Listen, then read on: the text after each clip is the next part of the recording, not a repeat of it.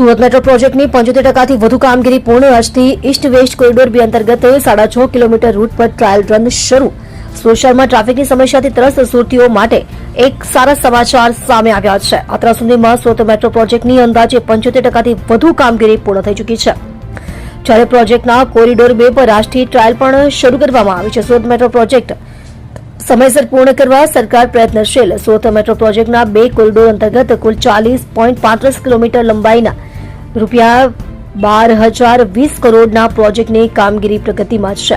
આ પ્રોજેક્ટમાં કુલ 38 સ્ટેશનો અને 2 ડેપો, ડ્રીમ સિટી ડેપો અને ભેસાણ ડેપોનો સમાવેશ થાય છે. અત્યાર સુધીમાં પ્રોજેક્ટની અંદાજે 75%થી વધુ કામગીરી પૂર્ણ થઈ ચૂકી છે. પ્રધાનમંત્રી મોદીના વિકસિત ભારતના વિઝન અંતર્ગત દેશના શહેરોમાં મેટ્રો જેવી આધુનિક, સુરક્ષિત અને સુવિધાસભર પરિવહન વ્યવસ્થા ઝડપથી ઉપલબ્ધ થાય તે માટે તેઓ સતત આગ્રહી રહ્યા છે. મુખ્યમંત્રી, નાયબ મુખ્યમંત્રી, શહેરી વિકાસ મંત્રી આ પ્રોજેક્ટ ઝડપથી આગળ વધે અને સમયસર પૂર્ણ થાય તે માટે સતત પ્રયત્નશીલ છે.